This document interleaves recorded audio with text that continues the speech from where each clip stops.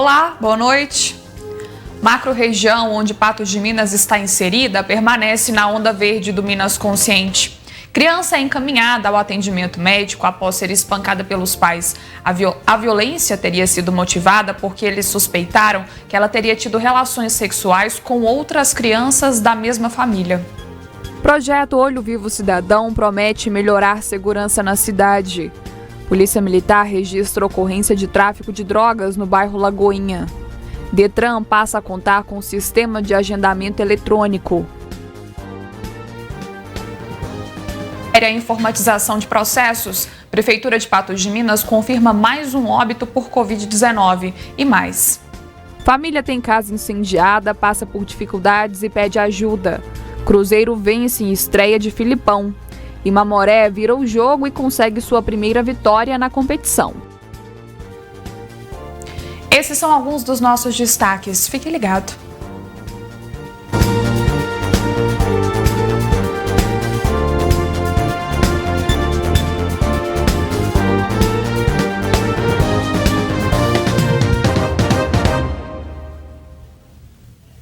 Quatro pessoas foram conduzidas à delegacia na noite desta terça-feira pelo crime de tráfico de drogas. Maconha, dinheiro e uma balança foram encontradas em uma residência que fica no bairro Lagoinhas, em Patos de Minas. Olha, essa ação da Polícia Militar aconteceu na rua João Pessoa, no bairro Lagoinha, aqui em Patos de Minas. E a polícia desconfiou da atitude suspeita de um usuário de 42 anos e seguiu. Fez a abordagem dele e com ele encontrou drogas, mas em uma residência mais material foram encontrados. Inclusive 6 tabletes menores de maconha de aproximadamente 25 gramas, uma barra fracionada, uma pouca quantidade de dinheiro e também uma balança de micropesagem. Para falar a respeito dessa ocorrência, Tenente Marinho, vocês desconfiaram de atitude de um suspeito, de uma pessoa que estava andando na rua e fizeram a abordagem. O local já é de conhecimento da Polícia Militar como sendo ponto de tráfico de drogas, essa residência localizada na rua João Pessoa.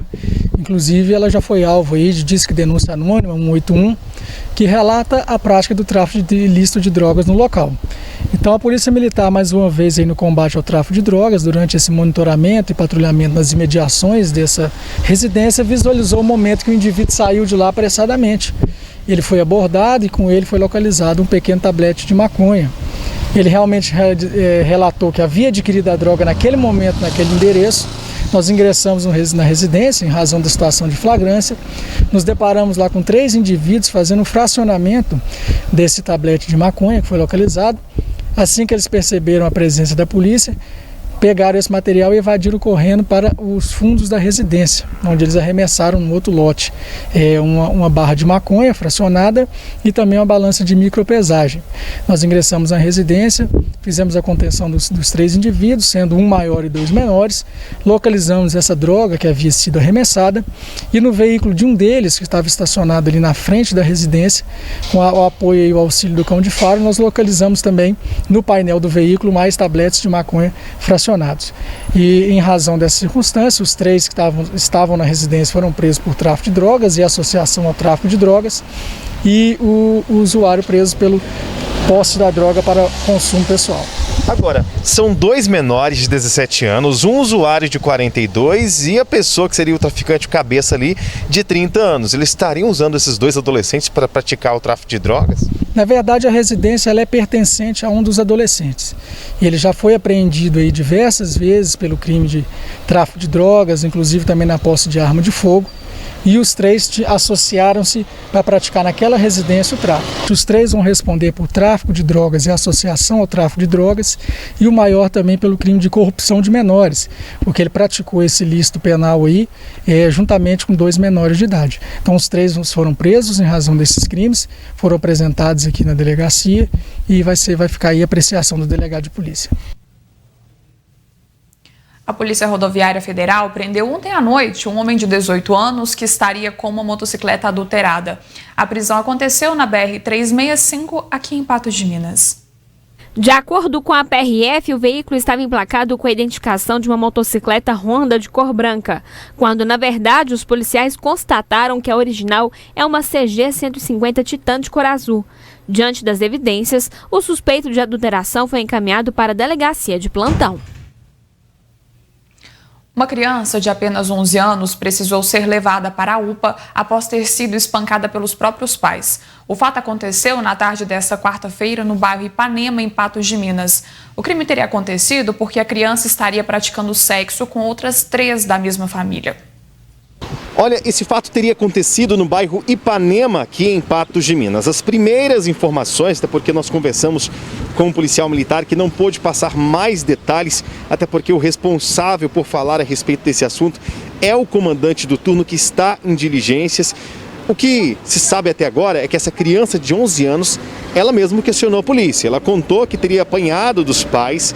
Inclusive, nós viemos até a delegacia, a mãe ela está aqui conduzida, não quis gravar entrevista, mas as primeiras informações são que essa criança teria apanhado com uma corda e logo depois fugido para o meio da rua, no bairro Ipanema. Pediu ajuda, chamou a polícia e a polícia conduziu essa criança até a UPA de Patos de Minas para serem feitos os exames nela, para constatarem ali as lesões. O que se sabe é que ela ficou bastante machucada com toda a agressão ocorrida pelos pais. O Conselho Tutelar está acompanhando todo esse caso.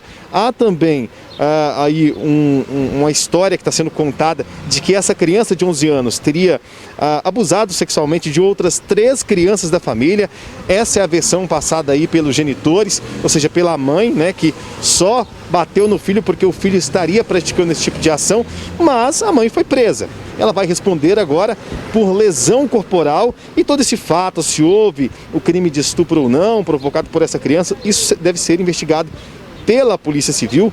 Como eu disse, o Conselho Tutelar acompanha todo esse caso. Uma criança que foi agredida pelos pais porque estaria, então, abusando de outras 3 crianças da família. Toda essa história vai ser contada, então, aí em mais detalhes em uma possível investigação. Imagens do Gustavo Brito, Rafael Ribeiro, direto para o jornalismo da NTV. A Polícia Ambiental apreendeu hoje 2 armas de fogo, redes e outros materiais em uma casa ao lado de uma represa, em São Gonçalo do Abaeté. Olha, todo esse material foi encontrado depois de um trabalho de fiscalização da Polícia de Meio Ambiente. Eles faziam um trabalho de fiscalização ali na barragem de Três Marias, próximo à cidade de São Gonçalo do Abaeté. Eles então encontraram ali na barragem 8 redes de pesca que estavam em desacordo com a legislação, ou seja, tamanhos maiores que não obedecem à legislação de meio ambiente. Eles então fizeram o recolhimento dessas redes, fizeram a apreensão dessas redes, mas não encontraram ninguém. Em uma casa, uma espécie de sítio que fica próximo a essa barragem, eles encontraram essas 2 armas de fogo. São uma de calibre 32 e também uma calibre 12, todas armas de cartucheira.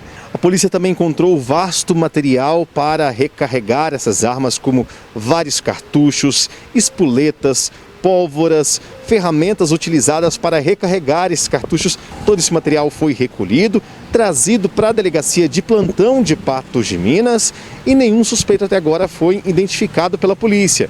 Segundo a Polícia de Meio Ambiente, é até incomum encontrar esse tipo de material e não localizar ninguém, já que quase ninguém deixa um armamento aí sozinho em algum lugar. Se eles fugiram ou não com a chegada da polícia, isso deve ser investigado ainda. As imagens são do Gustavo Brito, Rafael Ribeiro, direto para o jornalismo da NTV. Patos de Minas passa a contar com o projeto Olho Vivo Cidadão. O objetivo é aumentar a segurança na cidade, sendo cada quarteirão como uma célula de um sistema integrado. São de câmeras de segurança como esta que são geradas as imagens do projeto Olho Vivo Cidadão. São mais de 60 sistemas de vídeo monitoramento por toda a cidade. Temos 2 modalidades. Uma onde as imagens podem ser guardadas na nuvem, né, que é através de uma plataforma que o Concep adquiriu. Aí basta ele contratar essa empresa e decidir quais as câmeras vão se tornar públicas, e a Polícia Militar pode entrar nelas a qualquer momento, se algum meliante adentrar ali o estabelecimento, a residência, e levar o DVR, as imagens estão guardadas na nuvem. Agora, com relação a essa nova modalidade gratuita, a pessoa tem um sistema de segurança, tem lá um DVR, basta que através dessa empresa de segurança ela possibilite essa acessão dessa imagem e a Polícia Militar também vai ter acesso gratuito, não custa nada para o cidadão. A ideia é que a gente consiga abranger a área de vigilância da Polícia Militar, para que a gente possa estar coibindo aí delitos. Funciona assim. O cidadão que possuir sistema de segurança por imagem fará parceria com o Conselho Municipal de Segurança e a Polícia Militar. Depois, os órgãos, mas as pessoas poderão ter acesso em tempo real dos locais, que podem ser casas e estabelecimentos comerciais. Tem um site que fala sobre o programa www.olhovivocidadão.com.br. Tendo interesse, de forma mobilizada ali da sociedade, da comunidade, da localidade, serão instaladas câmeras em alguns locais estratégicos visando capturar imagens de pessoas, veículos que circulem naquela localidade. O próprio cidadão participante ele terá um acesso ao sistema em tempo real e também poderá acessar as imagens pretéritas que já foram gravadas há um determinado tempo, porque elas são arquivadas. Uma das vantagens é essa, porque se o aparelho for danificado, se acontecer um furto, qualquer coisa, as imagens gravadas ficarão arquivadas. A Polícia Militar tem uma senha de acesso que nós, policiais militares, conseguimos acessar. Caso ocorra determinado crime, via de regra, quando o cidadão possui um sistema instalado na sua residência, seu comércio, a Polícia Militar tem que fazer contato e às vezes é de madrugada, o cidadão está viajando, o imóvel está fechado, o próprio morador não tem a senha e não consegue acessar. Participando do Olho Vivo Cidadão, o policial militar nem vai precisar fazer contato com esse morador. A gente vai ter acesso direto do nosso aparelho celular, assim como o morador, que pode acessar também pelo computador, pelo tablet e pelo aparelho celular.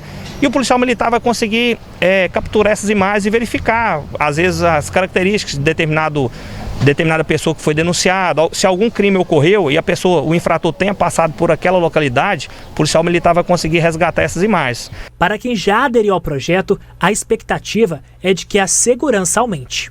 É muito importante que traz segurança para nós e também para os nossos clientes. Aonde nós estiver, nós podemos estar entrando no aplicativo e estar analisando as filmagens.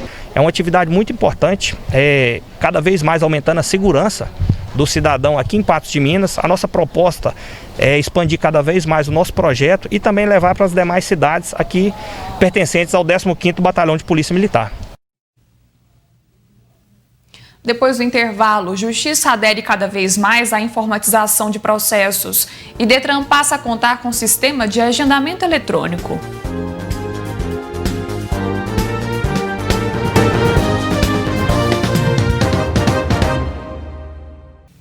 O candidato a prefeito de Patos de Minas, Luiz Eduardo Falcão, foi diagnosticado com Covid-19. A informação foi confirmada pela assessoria do político. Segundo o comunicado, o teste foi feito na manhã desta quarta-feira. Por meio de vídeo, o candidato falou sobre o acontecido. Apesar de tomar todos os cuidados, usando máscara, higienizando as mãos, evitando sempre o contato físico, infelizmente, contraí o coronavírus. Anteontem eu perdi o meu avô, ontem nós o enterramos, isso me causou uma profunda tristeza. Hoje, me sentindo muito cansado, resolvi fazer o teste do coronavírus, que infelizmente acusou positivo. Os motoristas de Patos de Minas terão mais facilidade para realizar serviços junto ao Detran. As solicitações poderão ser feitas de forma online. A partir do dia 26 de outubro, todos os serviços oferecidos pelo Departamento Estadual de Trânsito em Patos de Minas passarão a ser agendados, seguindo assim o sistema de modernização do Estado. Através do sistema chamado Agenda Minas. Seguindo uma tendência de modernização do Estado, haja vista o que aconteceu durante a pandemia, da emissão do CRLV digital este ano, da Carteira Nacional de Habilitação também digital, Patos de Minas sai à frente. É um sistema que existe hoje atualmente em apenas 48 cidades, o sistema de agendamento eletrônico, do qual propiciará a pessoa da sua residência, do seu trabalho, do seu aparelho celular, realizar o agendamento do serviço. Entre os serviços que poderão ser programados está o emplacamento. Transferência de propriedade, segunda via de CRV, baixa de veículo, vistoria lacrada, alteração de dados. Para aderir ao novo sistema é simples. O agendamento você pode entrar no site do Detran, Detran MG, na aba Atendimento, Agendamento Online Ciretran, digitar Patos de Minas e escolher a opção do serviço. A única ressalva é que para você dar continuidade ao agendamento, você precisa estar com a taxa paga. E essa observação consta no site do Detran também. E no prazo de 30 dias, as vistorias passarão a ser feitas de outra forma. A vistoria eletrônica, ela é feita através do aparelho celular, num cadastro, ele tem o QR Code, o cadastro, quando você emite ele no site do Detran. Ao colocar a câmera sobre o QR Code, ele puxará todos os dados daquele veículo, daquele proprietário, e a pessoa comparecerá ao setor. Será tirado fotos do veículo, nas laterais, capô aberto, capô fechado, do motor, do chassi, e essas fotos serão enviadas para o banco de dados do Detran.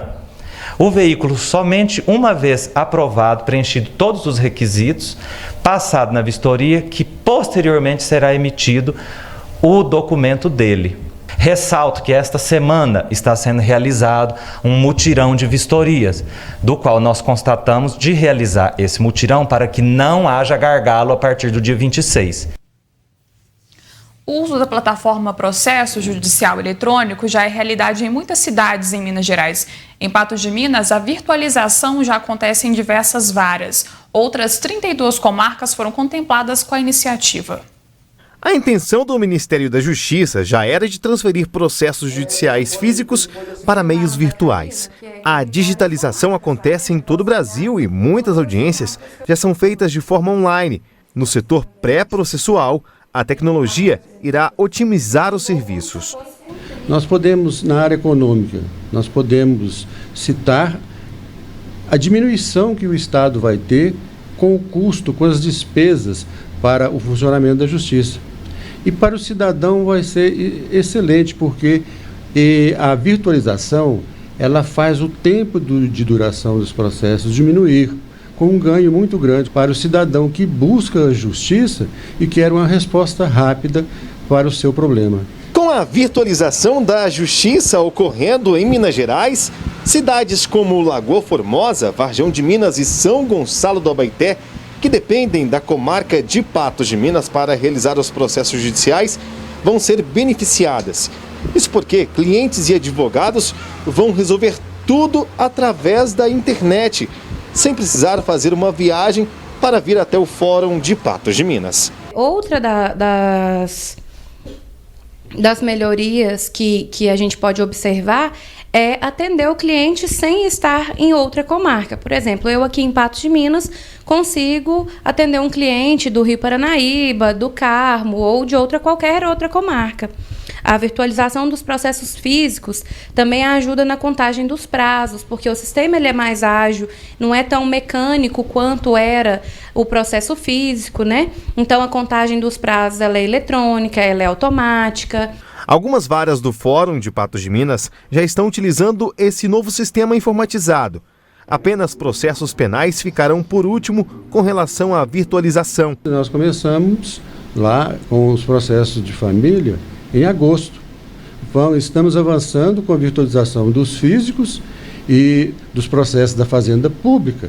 E depois que nós passarmos pela virtualização desses processos, é que o tribunal vai autorizar a virtualização dos processos criminais. A pandemia fez com que o sistema ficasse mais em voga e acelerasse a virtualização no Brasil todo. Nós tivemos aqui, durante os primeiros momentos, nós fomos todos para o trabalho remoto, principalmente os servidores, os juízes e demais atores da justiça, do grupo de risco. Nós fomos para o trabalho remoto, home office, e a produtividade, para nossa surpresa, foi muito maior de quando nós estávamos aqui no presencial.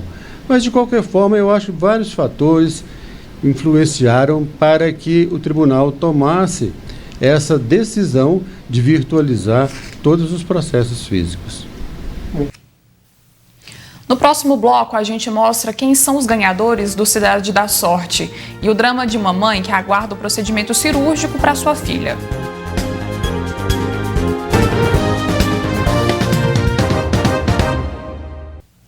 O Cidade da Sorte continua premiando. A gente mostra agora quem são os mais novos sortudos.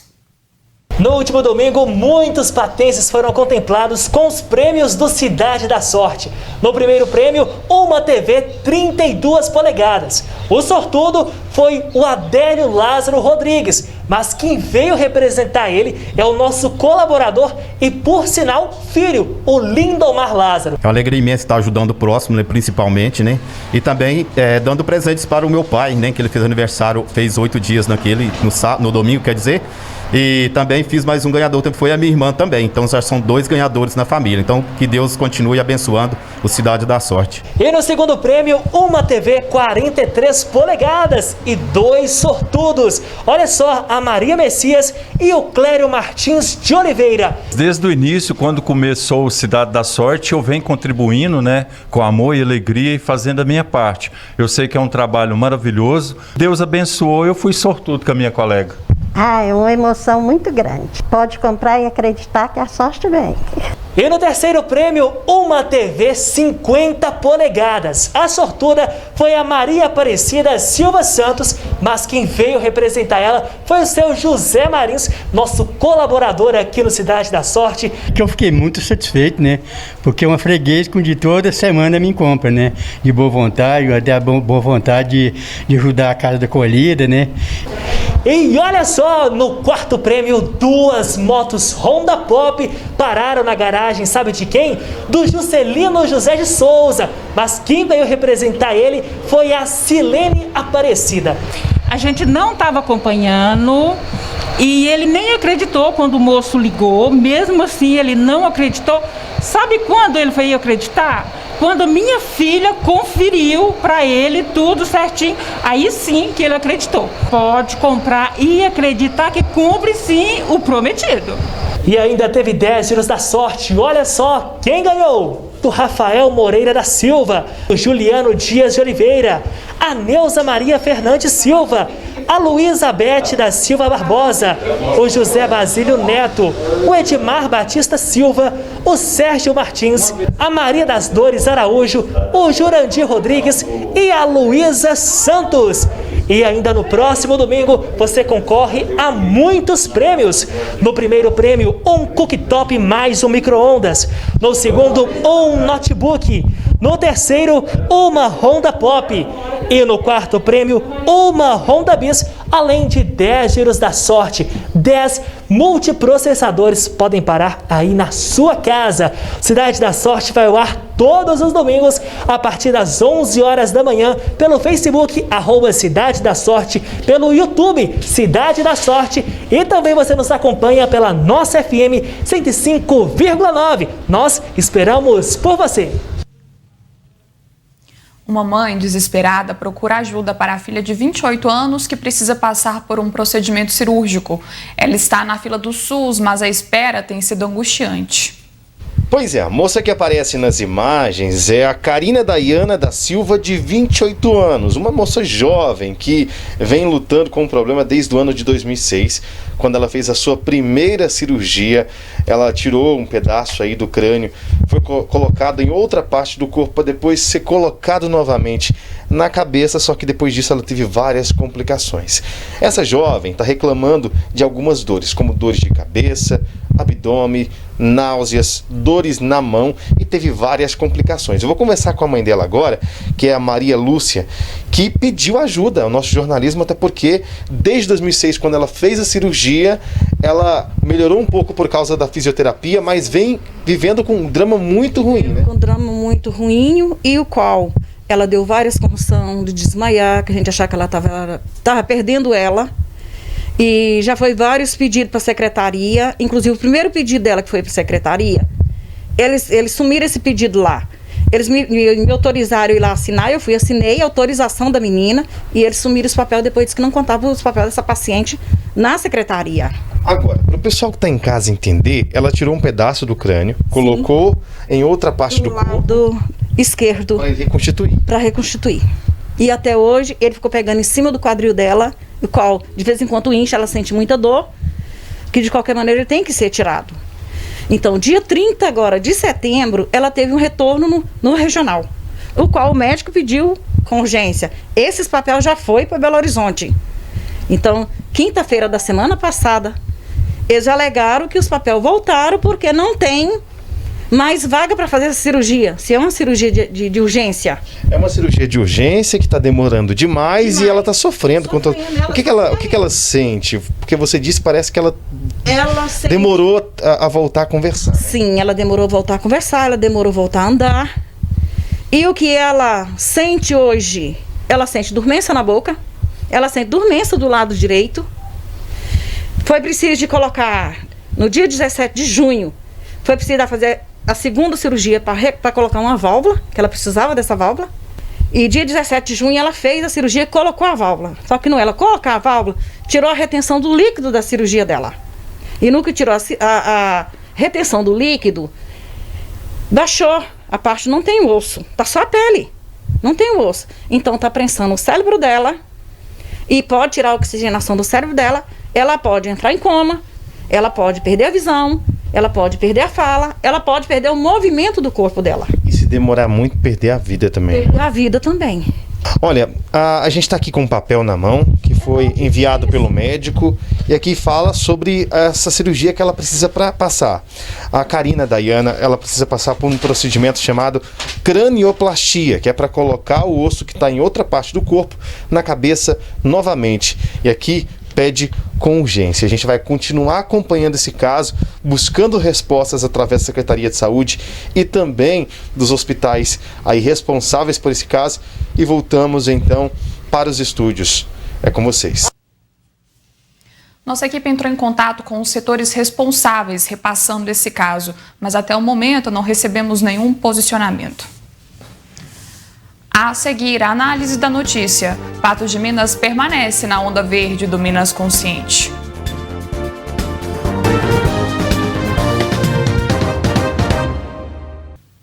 Estamos de volta com a NTV News e agora é hora de conversar sobre as principais notícias de Patos de Minas e região. Comigo, a jornalista Ludmila Bahia. Olá, Ludmila, como vai? Oi, Jéssica, boa noite para todos que acompanham o NTV News. É chegado aquele momento da gente conversar sobre algumas notícias que marcam o dia, né, nesta quarta-feira. A gente começa esse primeiro bloco do Análise da Notícia, Ludmila, falando sobre saúde. Vamos colocar aqui na tela os dados sobre o enfrentamento à pandemia aqui em Patos de Minas, começando pelos casos aqui de Patos, né, dos novos casos, esses dados sobre a pandemia. Os dados, então, são referentes a ontem e hoje. A gente analisa esse período de 24 horas. Ludmila, de cara, a gente já percebe que um óbito foi registrado.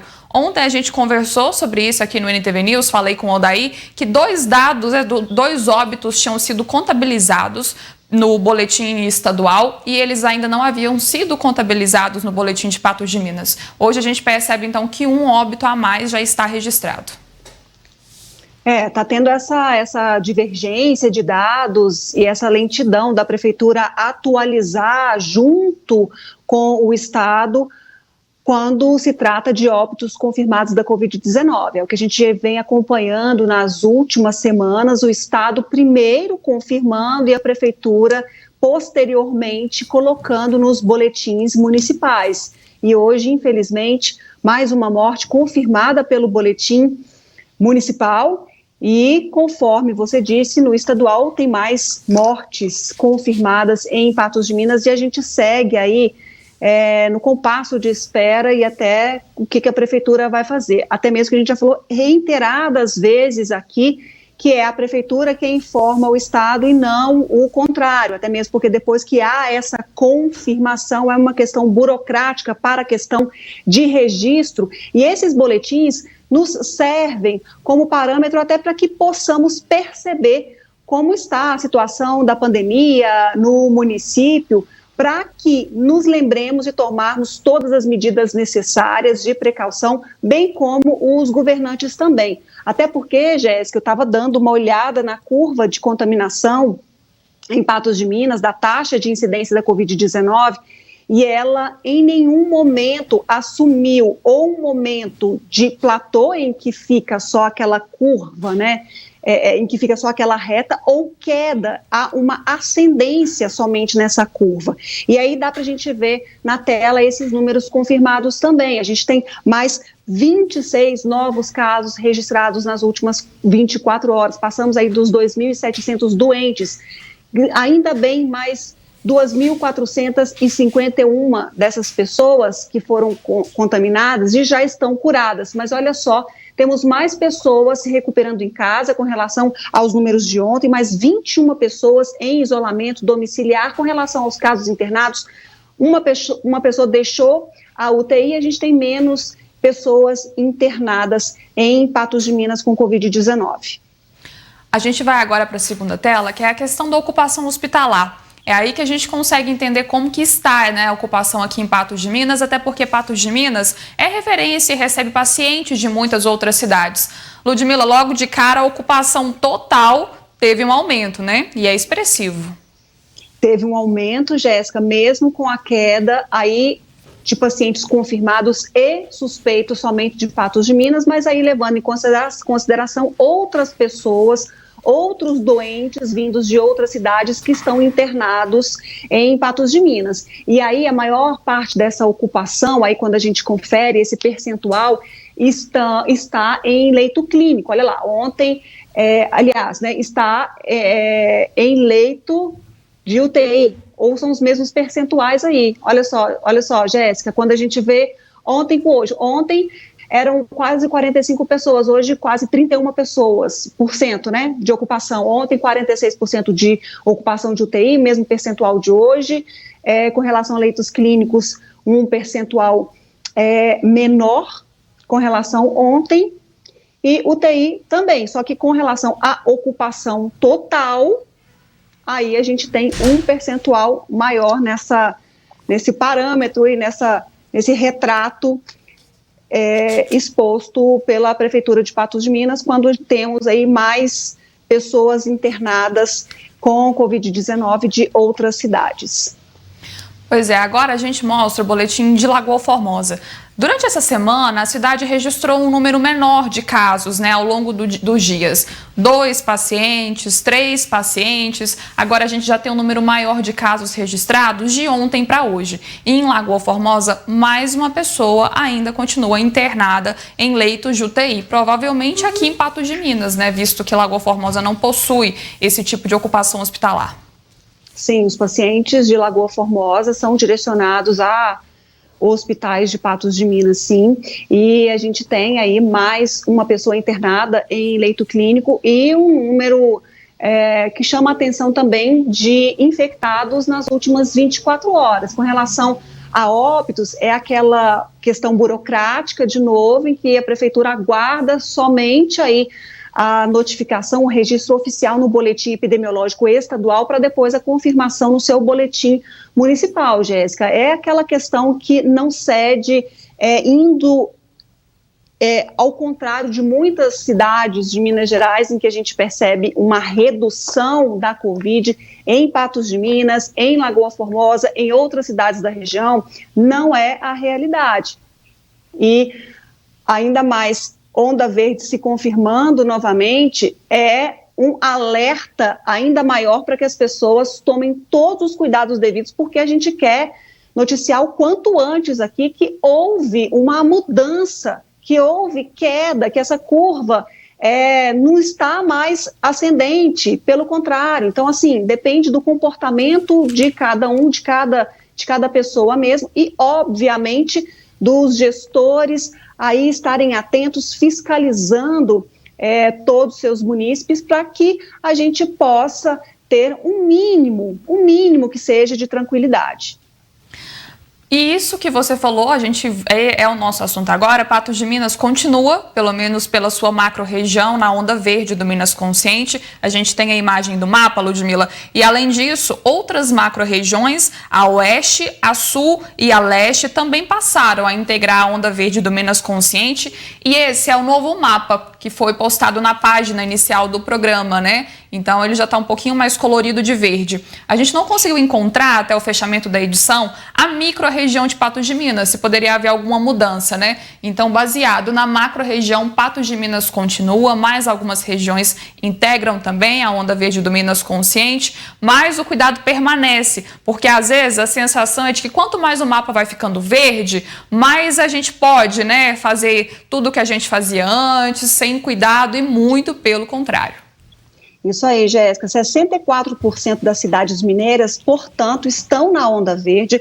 E aí você disse, né, oeste, sul e leste, lá a taxa da Covid caiu 32%, por isso avançaram para a onda verde. Mas olha só, esse mapa aí, a gente tem as regiões Triângulo do Norte e do Sul que estavam na onda verde, regrediram para a amarela, porque a situação por lá não estava tão tranquila, houve uma piora nos índices, por isso o Comitê da Covid-19 entendeu que essas regiões, Triângulo do Norte e do Sul, deveriam, portanto, regredir para a onda amarela, e esse é o grande temor, né? Avançar e regredir esse movimento que ninguém quer. Então, é um momento que Patos de Minas registra muitos casos, região também, e se não fizermos o necessário, o básico aí, o que a gente teme é que também regredamos nas ondas do Minas Consciente. A gente vai agora para um rápido intervalo e na volta a gente recebe também o Odair Cardoso aqui para a nossa conversa, que a gente vai falar de esporte, inclusive sobre o resultado do jogo do Mamoré.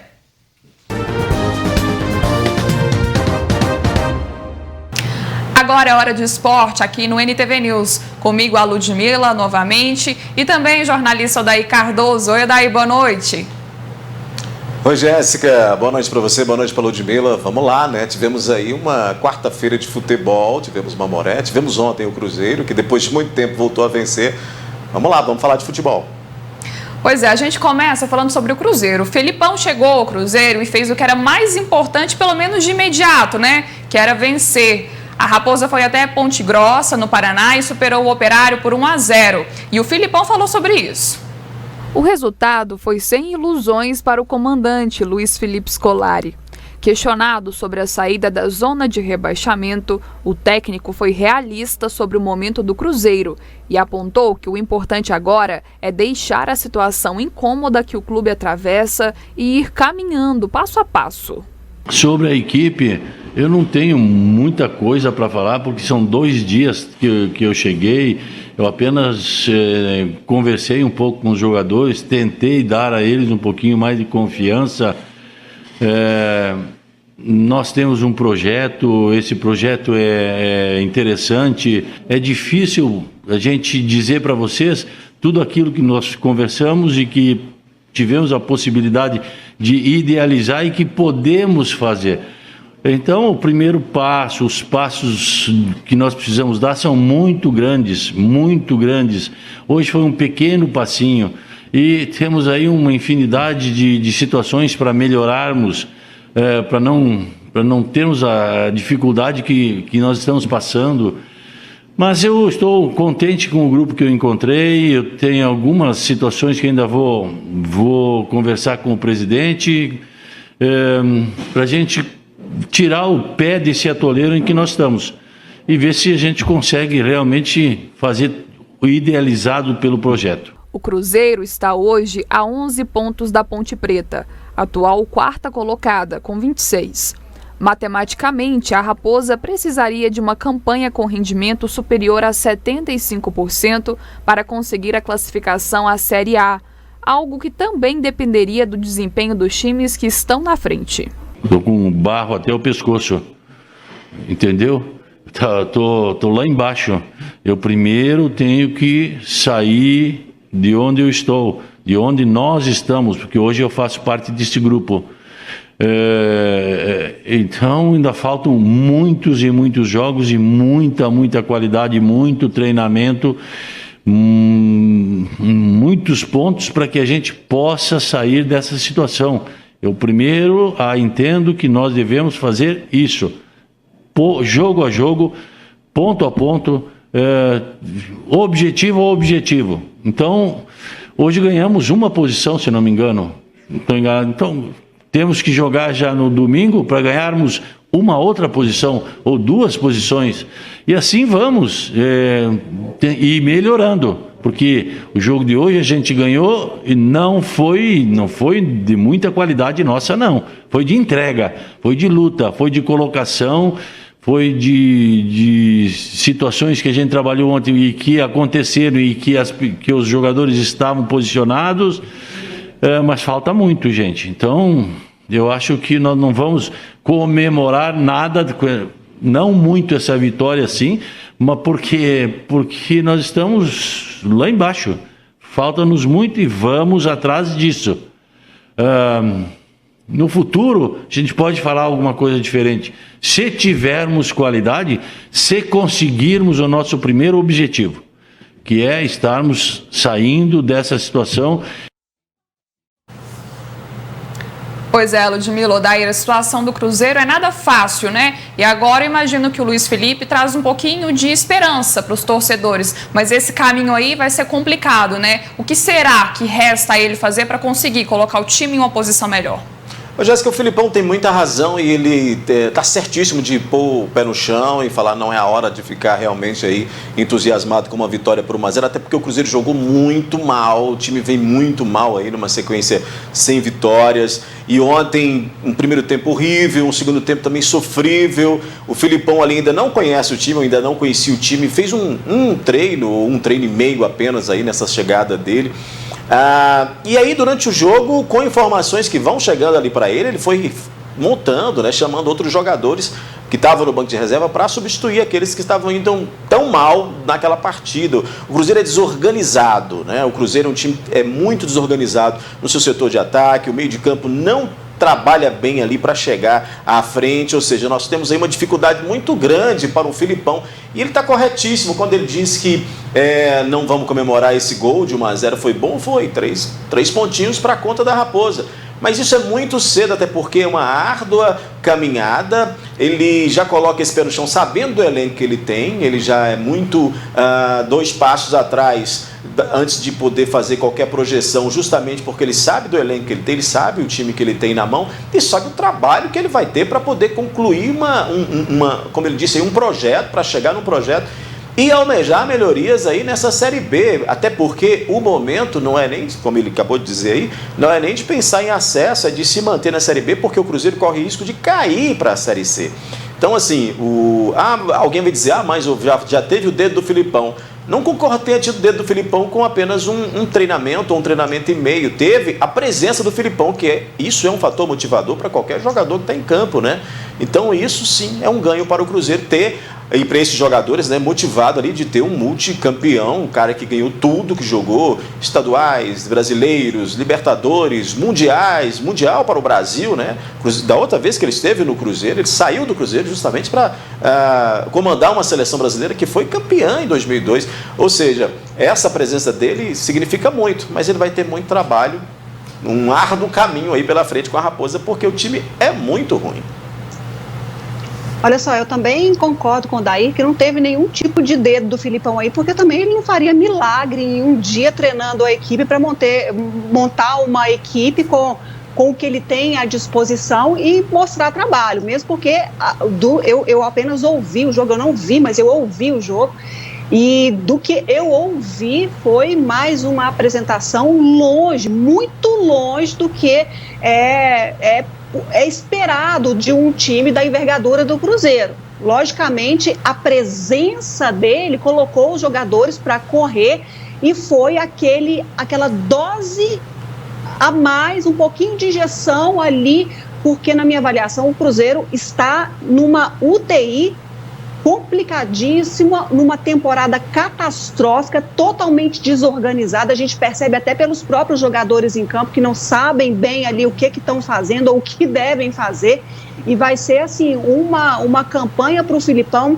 dessas desafiadoras, talvez a maior da carreira, de ajustar esse time que está completamente perdido, e mais desafiador ainda vai ser aí tirar o Cruzeiro da zona onde está e fazer com que o time aí avance, porque muito difícil, pelo menos o que foi mostrado até agora, e com alguns treinadores passando pela equipe não deram conta de fazer o dever de casa, não. Será que o Felipão entende de Série B? Será que o Felipão tem esse milagre aí escondido nas mangas e vai fazer o Cruzeiro ressuscitar em meio a tudo isso? É o que a gente segue na expectativa para ver. Eu acho até que esse retorno do Felipão para o Cruzeiro, na situação como está, só para a gente finalizar aqui a parte do Cruzeiro, foi justamente pelo desafio, porque é um treinador que não precisa fazer isso na carreira. Ele não estava buscando um clube e aí, não sou obrigado a treinar alguém da Série B, ainda que seja o Cruzeiro, ainda que seja um time grande. Até porque teve a negativa anterior, né? Até porque teve a negativa e não é uma questão, até não é uma questão financeira, é justamente pelo desafio, né, de fazer algo inédito na carreira, de pegar alguém, um time que está tão ruim pelo qual ele, né, foi campeão da Sul-Minas lá, e voltar esse time para a Série A, montar um projeto. Eu acho que é mais pelo desafio de alguém que já ganhou tudo do que propriamente por dinheiro ou qualquer outra vaidade aí. E agora, o Mamoré. O Mamoré venceu pela primeira vez no Campeonato Mineiro. O feito foi hoje. Olha só. A equipe do Esporte Clube Mamoré entrou em campo na tarde desta quarta-feira contra o Nacional de Muriaé, em partida pela 9ª rodada do Campeonato Mineiro Módulo 2. O time adversário abriu o placar, mas o elenco do Sapo virou e finalizou a partida em 2-1, com gols de China e Jean. Com o resultado, Mamoré sobe para a 11ª posição com 8 pontos, mas continua na zona de rebaixamento. Além disso, a 9ª rodada ainda não foi encerrada, visto que Serranense e Atlético de Uberlândia se enfrentam neste momento no estádio Arena do Calçado, em Nova Serrana. O time de Patos de Minas volta a campo no próximo domingo e joga em casa contra o Democrata de Sete Lagoas, às 10 da manhã. Pois é, assim como o Cruzeiro, o Mamoré também vive uma situação complicada. O Mamoré, Jéssica, essa Série B, esse módulo 2 para o Mamoré, assim, de uma trajetória muito sofrível. Antes da pandemia suspender aí, né, as atividades desportivas, né, os jogos aí de todos os campeonatos, inclusive do módulo 2, o Mamoré não tinha feito nenhum gol. Não tinha feito nenhum gol ali, né? Na competição, não tinha vencido, era um empate, derrota.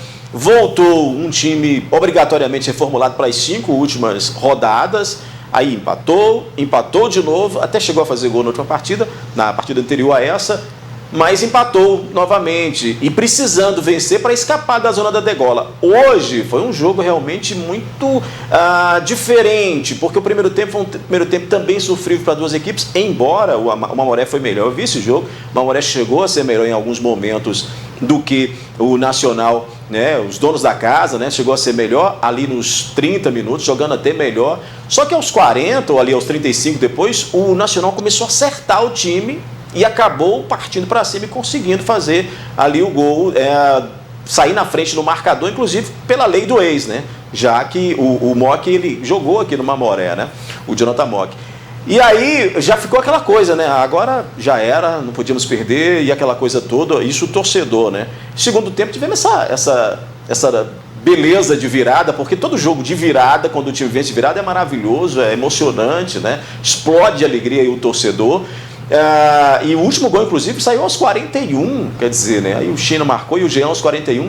O Jean foi ali o herói da partida, o China, evidentemente, também, que igualou o marcador, mas o Jean, no finalzinho ali, conseguiu fazer o terceiro gol, aliás, o terceiro gol da partida, o segundo do Mamoré, e levar a vitória. Mas a situação do Mamoré ainda é muito complicada. Eu estou acompanhando ali, estava acompanhando ali agora, o jogo do CAP, lá em Nova Serrana, né, com o Serranense, e o jogo está 0-0, o primeiro tempo terminou, está 0-0. Se o CAP vencer, ele derruba o Mamoré para a última posição de novo, e aí complica mais a situação, porque o Mamoré vai para só tem 2 rodadas, faltando 2 rodadas para terminar essa fase. O Mamoré vai precisar vencer as 2 e ainda, inclusive, torcer pelo tropeço de alguém. Quer dizer, é muito complicada também essa situação do Mamoré, porque, por exemplo, quando você coloca na tabela de classificação, que você verifica lá, estou até com ela aqui, tem até a colinha dela aqui, Jéssica, nessa tabela de classificação, que você verifica que os próximos confrontos do Mamoré terá aí, inclusive, adversário direto nessa reta final, como, por exemplo, ele vai ter que torcer por uma derrota do Ipatinga, vencer o Tupi. Enfim, é uma situação muito complicada. O Democrata de SL, de Sete Lagoas, que ele enfrenta na próxima rodada, no domingo às 10 horas da manhã, acaba sendo também um adversário de primeira hora, porque é vencer esse adversário e forçar os que estão na parte de baixo da tabela, como o CAP, o Ipatinga, o Tupi e o próprio Serranense, que aparece ali na 8ª colocação. Esses times terão obrigatoriamente de vencer, já que a missão não vai ser só dele. Claro que a gente projeta sempre 2 vitórias para o Mamoré, imaginando que vai vencer as 2 e ainda aí um time ou outro desse acabar tropeçando, até porque tem adversário direto nessa última rodada aí. Enfim, é difícil? É difícil. Matematicamente dá para sair dessa zona de rebaixamento? Dá. Mas aí vamos torcer para que essa virada, e viradas fazem isso, motivem esse time do Mamoré a buscar vitórias, né, 2 vitórias aí nessa reta final. Não é fácil não, mas a gente confia. Acho até que, pelo que foi apresentado hoje, isso já vem de uma evolução até do jogo anterior, o Mamoré tem condição de vencer esses 2 jogos aí. A gente fica na torcida, né? Ou seja, missão duríssima, até porque a campanha do Mamoré também foi muito complicada, esse retorno, essa pausa para o Mamoré foi complicadíssima, e ainda mais ajustar a equipe com um campeonato em andamento, chegando jogadores e ainda tentando montar elenco, treinar, colocar todo mundo em forma ali, não foi nada fácil, né? Essa campanha e ainda, que eu ia falar, sem dinheiro, sem verba, com todo esse sufoco danado, como é que ajusta uma equipe, mas a gente torce aí, continua acompanhando na expectativa, porque chegou naquele ponto que ele tem que fazer o dever de casa e depende de muitos resultados para se manter vivo aí. Vamos ver o que vai acontecer. Não dá mais para chegar no G4, matematicamente não dá mais nesse ponto, né? Lá no início, quando voltou o campeonato ainda tinha essa possibilidade, agora não dá mais, mas dá ainda para poder brigar, para ficar pelo menos no módulo 2. E aí o ano que vem fazer um novo projeto para tentar voltar à elite do Mineiro. Bom, Odair e Ludmila, muito obrigado os dois pela participação aqui no NTV News desta quarta-feira. Abraço, Jéssica. Obrigada, boa noite, tchau, tchau. Eu fico por aqui, não se esqueça de mais informações, você confere também pelo portal Pato Já. Tenha uma ótima noite.